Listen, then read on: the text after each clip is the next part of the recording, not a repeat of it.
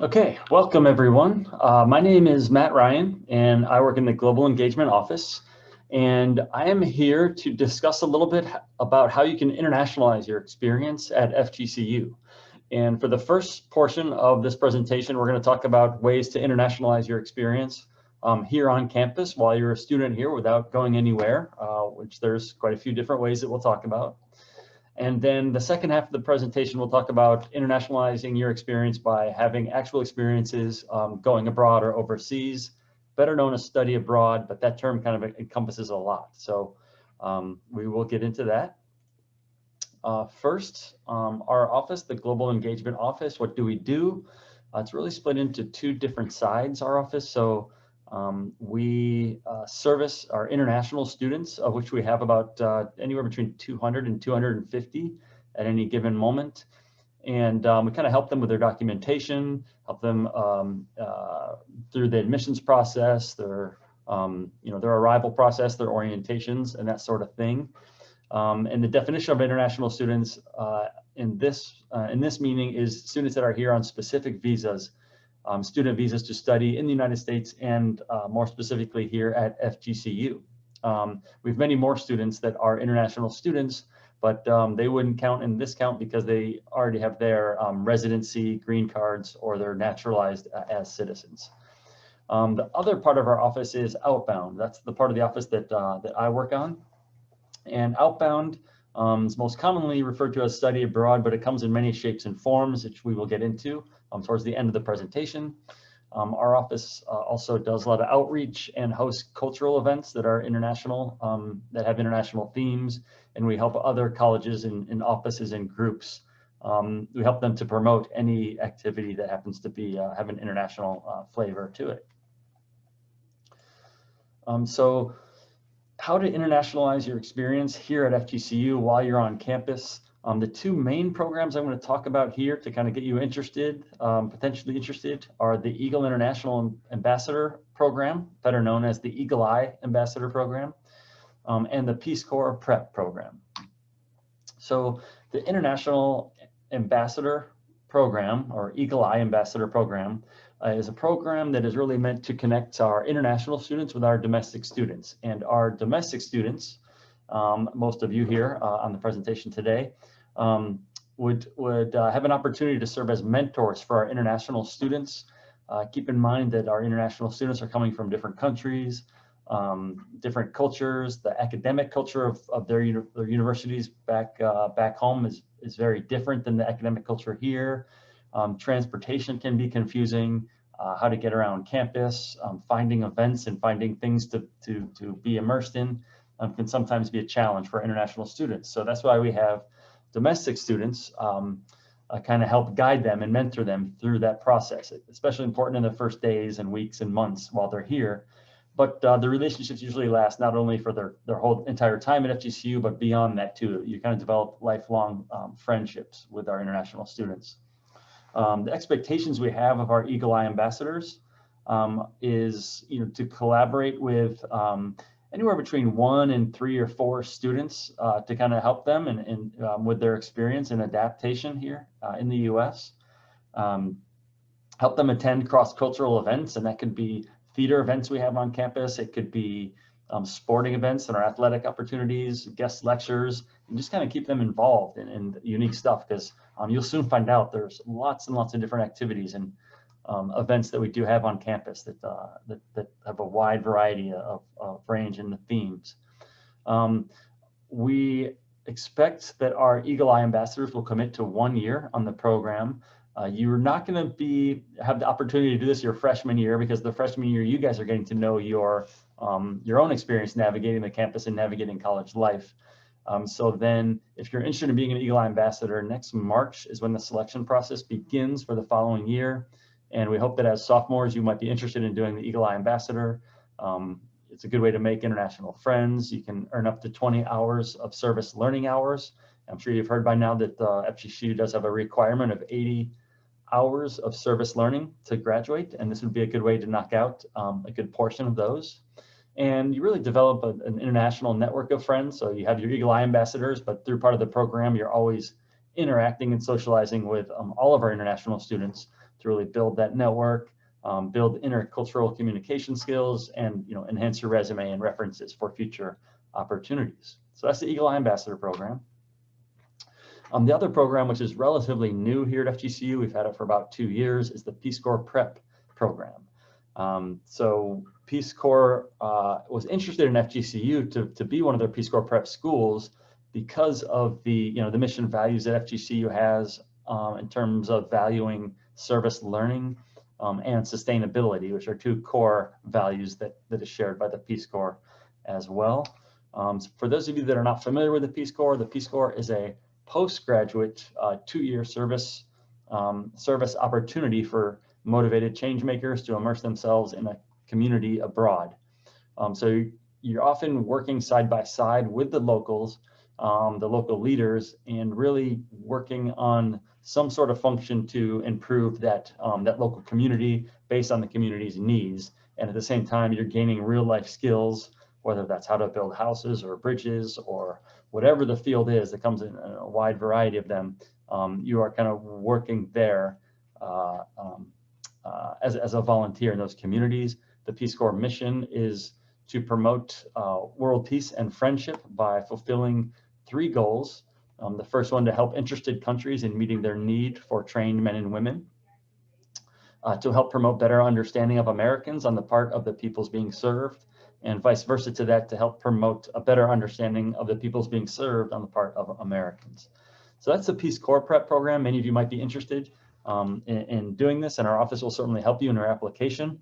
But it's a postgraduate opportunity for those of you that are interested in adventure and gaining skills. Not always the easiest 2 years, but always a great resume builder, a great skill builder, and we would encourage you to consider that program once you finish your school here. But the Peace Corps Prep Program is an undergraduate program that we have here for, like I said, the last couple of years. And this is basically a way to frame your experience, your coursework, the activities that you do around the 4 core competencies of the Peace Corps. And many of the things that you need that are required to gain the Peace Corps Prep certificate, you're already going to be doing it anyways. So it's just a way of recording it in a way that you can frame your experience and earn a Peace Corps Prep certificate upon completion of the Peace Corps Prep program, which is going to look good to have that certificate, but especially if you're interested in joining the Peace Corps, having that Peace Corps Prep certificate will be a big leg up in the application process, which is quite competitive. So the Peace Corps operates on 4 competencies: training and work experience in a specific work sector, foreign language skills, intercultural competence, and professional and leadership development. So the Peace Corps Prep program, for that first competency, training and experience in a specific work sector, you'd have to complete 3 courses that align with one of the following specific work sectors. And those sectors are education, health, environment, agriculture, youth and development, and community economic development. So chances are you're already going to be taking courses along those topics. And so it's just a matter of recording it and framing it within the Peace Corps Prep program, and we help you do that and work towards your certificate. Foreign language skills, if you're interested in being placed in some of the West African countries that speak French, or most South American countries where they speak Spanish, you're going to be required to have at least an intermediate level to be accepted in the Peace Corps for those countries. In terms of intercultural competence, while you're here at FGCU, you'd have to take 3 self-reflective courses that are focused on diversity, inclusion, or the study of marginalized groups, or do a prolonged intercultural experience, whether that's a study abroad, being an Eagle Eye ambassador, some sort of teaching experience locally. Once you do one of those, you can count that as one of the requirements towards the prep program. And finally, professional leadership and development. You will need to have your resume critiqued by career development. You'll need to attend a workshop or a class on interview skills, and develop at least 1 significant leadership experience during your undergraduate career here at FGCU. And that could be working on the board of a student organization, organizing a campus event, or leading, some sort of work or volunteer project. So like I said, these are things that there's a good chance that you're going to be doing anyways. So if you organize it in a fashion that we can help you along the process, and we record it and we verify that you do all these activities, at the end of your, before you graduate, you would be given a certificate. Another way to internationalize your experience is we have a new subscription to something called Global Learning Discover Ed 360. If you have an Eagle FGCU student email, you can subscribe to this platform, and it's pretty unique in that it takes you around the world. I think right now they have 10 countries, but they have plans to build that up to about 30 to 40 countries in the next year or so, where they have 360 photography, filmography. They have icons where you can click and get city tours from experts and other instructors and professors overseas, and you get drone footage, and it's just kind of a neat way to experience the world virtually without leaving anywhere. It's not meant to replace actual travel, but it really can help prepare for future travel or get you interested in certain topics. And there's a variety of educational topics that they cover in the material. Collaborative online learning. These are courses that a professor here at FGCU will work with a partner overseas, another instructor who's also teaching a class in another country, and they will combine on an activity, have the students get to know each other through icebreaker events, build up the trust, and then the students will collaborate on an activity or an assignment together. And so they kind of get to know other students from that country, get another perspective on whatever the topic is, and it's just a way to enrich courses in the curriculum here at FGCU. And students and instructors both like these courses a lot. And we have about 8 COILA courses right now. We're going to try to build that up to have about 12 or 15 by next year. So those are ways to internationalize your experience while you're here at FGCU and on campus. Now I'm going to kind of get into studying abroad and how you can internationalize your experience by actually going overseas and participating in an experience abroad, which we will encourage, and we think it's a great idea here at FGCU for a variety of reasons. I'm going to talk about some of those reasons first, and then we'll get into some of the practical applications in terms of where you can go and the types of programs that are out there for you as options. So why study abroad? Many reasons, but I'll go over a couple of them. First of all, it improves 4-year completion rates, retention rates, and grade point averages. The research and surveys will point to the fact that students that have done study abroad in their undergraduate career graduate in 4 years significantly more than students that did not participate in a study abroad experience. In terms of GPAs, the studies out there, they'll measure students' GPAs before they do their experience and then post study abroad experience. And the grade point averages are significantly improved after study abroad experience. So it doesn't really point to any causality, but it's mostly correlation. So who knows really why GPAs jump so much? Maybe students just get smarter when they're abroad. I'd like to think, but probably not. But I think it might be that they focus more and they realize the importance of education and just see the opportunities that are out there, and they just become more interested in general. Another reason is that study abroad balances education with high impact learning experiences. So if you're going to be here for, say, 8 semesters and a few summer terms, why not take one of those periods of time and do something out of the box, out of the cultural comfort zone that is certain to be transformational in some way. So when you do experiences like this, both study abroad experience or really anything that you're kind of leaving your comfort zone, what you're doing is kind of creating opportunities by meeting people and creating connections that you don't even know about. But sometimes in the future, you start to connect these opportunities together, and really pretty amazing things can come out of them. And you're really just painting your life in a really unique way and having some interesting stories and some life experience behind you by participating in study abroad. Study abroad improves language learning. If you're anything like me, learning language in a classroom is not a great way to gain fluency. Neither is studying out of a textbook. but by immersing yourself, it really is jumping into the fire. And in my experience, is really the only way to really learn a language. And study abroad is just a good opportunity and a good time in your life to do this. I did Spanish in high school and Spanish in college. I thought I spoke it, but then I went to Costa Rica after I graduated for 3 weeks. And as soon as I got off the plane, it was clear that I did not speak it. Years later, I did go to Brazil. I ended up staying there for several months, immersing myself in the culture, in the language. I did pick it up pretty fluently after 5 or 6 months, and that led to lots of opportunities for me. And I ended up living in Brazil for about 13 years. So you just never know what the opportunities are out there, but I suggested in the year 2021, at your age, you should really have a goal of learning a second language for many reasons. Fosters intercultural understanding and provides global context. You learn a lot about not only the host country that you go to, but you're learning a lot about where you come from, how you're kind of shaped culturally, the way you are shaped, and you learn a lot about your own country, both goods and bads. But it really just gives you a broad perspective, and really helps you understand like what culture really is. It's a lot more than a country's art or their language or their religion. Their literature and whatnot. A lot of what is cultural is kind of underneath the surface, and it could be things like what is a gender role of a society, what are their perspectives on time, are they more flexible or schedule based?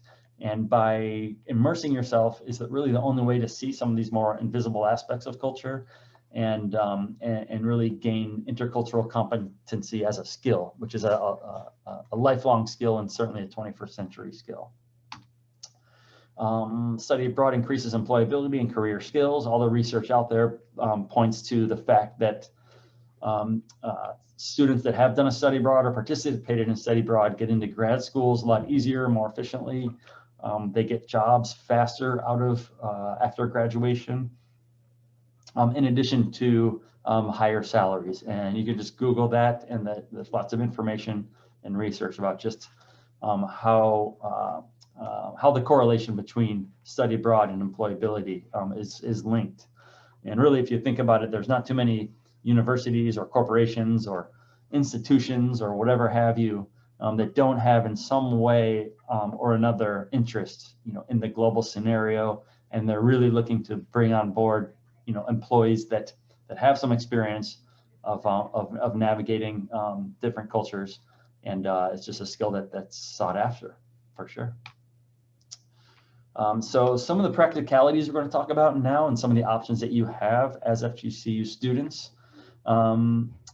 Really, the way we look at it is there are hundreds of different places you could go, thousands of different places you could go, thousands of different programs you could go on, different types of programs, and it can be overwhelming to kind of dig into it. So we use our experience and our expertise to kind of sit down with the students, kind of see where they're coming from, what are they sort of interested, what do they envision in terms of a study abroad experience, match it up with their career goals, academic goals, personal interests, and really try to find the right program for them. So in terms of where you can go, there's so many study abroad options out there that chances are, as long as it's like a practical destination and not like a war zone or somewhere where that's really too dangerous or whatnot, there's probably going to be a study abroad program of some sort there. Here's a list of some countries where we've had students go in the last 3 or 4 years, and there's a lot more than this, but we kind of created this list just to get you thinking about all the different variety of places where you can go. And really, where you go is kind of it's kind of cliche, but I often tell students kind of follow your heart. Is there any place you've always imagined yourself being immersed in? Any languages you want to learn? Places that you've wanted to get to know, or cultures you want to really understand better? Types of programs is another thing to think about. Many people think study abroad is one thing, others think it's another. The fact is, it's a lot of different things. And getting to know the types of programs and the category of programs can already get you thinking about what kind of experience you want to have, because they're all very different in nature. For example, one major form of study abroad is faculty-led study abroad programs. These are programs that are hosted by FGCU, and we have 2 faculty that will take a group of students, usually between 10 and 15 students, overseas as part of a course, and they try to align the curriculum with the destination where the class is going to. They often start for a few weeks, either here on campus or online, and then there's a travel portion that usually lasts anywhere between 2 and 3 weeks in length. So in terms of study abroad programs, they tend to be short-term in nature. They almost always go out during the summer because that's the time when faculty have the freedom and also students to do these programs. And usually there's always a course attached. Sometimes it's one course for 3 credits and both faculty will combine and teach it together, or sometimes both faculty will each teach a course and the faculty-led study program will be 6 credits. We don't know what the programs are going to be too far in advance because it depends on which faculty propose which programs. But the cycle is the faculty will propose the programs in the summertime. They get approved early on in the fall semester, and by late September or early October, we know which faculty-led programs are going to be approved and promoted throughout the fall semester to students for the following summer. So usually I'd say look for in early October, kind of get on our website and kind of look and see which programs will be offered. The programs tend to be anywhere between $3,000 and $5,000.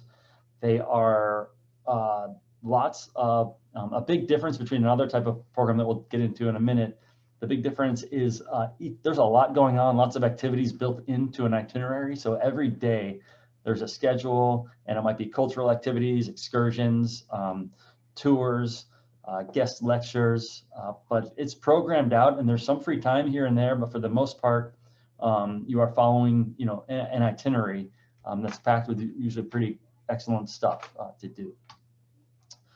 Another category that we want to discuss is the independent study abroad. These are programs where they tend to be more immersive, they tend to be longer. So if you just wanted to do a semester abroad or a longer summer study abroad program, it fit under the category of independent study abroad. It's a little more traditional way of studying abroad, where you are going to be studying at a host university, depending on which program you go on, and you're going to be going to classes.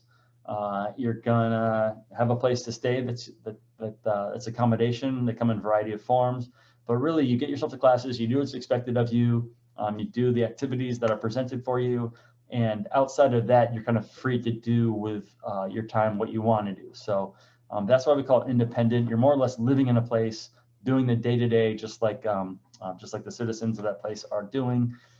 These programs, we tend to use program provider organizations for these, and provider organizations, and I have some of the logos on the bottom of this slide here of some of the providers that we work with quite a bit, and they kind of handle everything from accommodation, where you stay. They're the liaison with the university, so they handle class registration and transcripts and things like that. They help you in the pre-departure process. They give you orientation about the place and the program. They pick you up at the airport. They provide health insurance. So it's really these all-inclusive programs, and they're outside of FGCU. So we will recommend some programs, we'll suggest programs, but ultimately you do the application with a provider organization, and we help students make sure that the credits are going to transfer okay. All courses are pre-approved by advisors, so you know exactly the courses that you take in those programs are going to come back and work towards your graduation and towards your major. And yeah, like I said, there's thousands of programs out there, and we just like to help students kind of sort through it all and find the right program for them. And it's usually with program providers. An exchange program, an exchange means when you have a partner university overseas, and we accept students from that university and we send students to that university, and you try to keep the number of students going back and forth about even through the years. We no longer have the New Zealand option, but most of our exchange opportunities are with our business majors and out of our business school. And the main difference between program providers are that you have a limited amount of courses that you can take, but those courses have been formed into equivalencies. So you register for courses at FGCU, you pay FGCU tuition, and you take those courses overseas, wherever it is, in English. while being registered at FGCU, and then you get the grades back, and those get input into your degree works once the program is completed. These programs can be more affordable, more economical, especially if you have in-state tuition or Florida State scholarships or university scholarships for your tuition. Usually the room and board can be anywhere between $500 and $700 or $800 per month for a shared room or an individual room, depending on the program. And I would say a disadvantage for these kind of programs is the level of service is a little bit less. Like you're probably not going to have someone picking you up at the airport. You're going to have the support of the local university, which is often all you need, and it's a good level of support. But the support that you get on the program provider side is they have their own staff that work on site and a little bit more involved with the students. But this is another option for you. There's another one if you're not a business major, if you're a political science or law related major in Italy at the University of Macerata. Here's a program that's you can really go if you're any major, and there's a lot of programs that we suggest that are featured programs here at FGCU. This is one of them. We get great evaluations back. It's Harlexton College. It's about an hour north of London in England, and you're basically studying and living in this castle manor house, Harry Potter-esque looking location, and you still have pretty easy access to London. It's the town where Harlexton is called Grantham. It's a smaller city in England, but you just take the shuttle to the train station right down the street, and you can be in London in about an hour and a half. You can so you have easy access to the big city of London, but you're not actually in it. And their service is really excellent. They really encourage travel. They get student groups together to travel. And yeah, students if England's on the map, this could be a good option for you. Another program that we send students to quite a bit that they really enjoy is the Sant'Anna Institute. That's in southern Italy in this beautiful city here called Sorrento. And they tend to have a lot of courses that match up with our more popular majors here, whether that's marine biology or communications or several courses that line up pretty well with courses here, so that they transfer really well. They also offer lots of internships in a variety of disciplines. So the internships are 4 credit. You receive 3 hours of or 3 credits for these internships, and they try to do their best to match up what you're interested in with your experience. In terms of costs and financing, it really does vary depending on the program that you select. There's lots of different ways, different lengths of program providers, and this really depends on anything. But what we try to tell students, especially when they're coming in and not really too familiar with how study abroad works, is don't just think that cost and finance is going to be a barrier unless you're sure it actually is a barrier. And maybe it might be, but often students are surprised that there are some affordable programs out there. Most financial aid applies to any program that they want to participate in. There's lots of scholarships, both within the university and outside the university on the federal level, that are specific to study abroad that students can look into. And also, when you compare, what you'd be spending here at a semester here at FGCU, then look at the actual costs over there. Sometimes it's not as big as a difference as students think. So definitely go through the process, but a general rule is that anything FAFSA, any Pell Grants, those all can apply to any program. Some of the Florida ones, like Florida Bright Futures, they can be used for study abroad, but it's pretty limited in the actual programs that you can go on. But yeah, and then another thing is, I would say, when you're a new student here, try to hold on to your general electives, because your general electives, if you have them available, you will have more flexibility in terms of the courses that you take for a study abroad program. So this is a pretty quick, less than half-hour summary of what we do here. But our office is pretty open. When you're on campus, you can always stop by, say hello, meet some international students, meet our staff. You can already start reaching out to me if you have any questions. Here's my email right there, mryan@fgcu.edu. And yeah, I look forward to meeting everyone on campus, and I hope you're excited to internationalize your experience here at FGCU.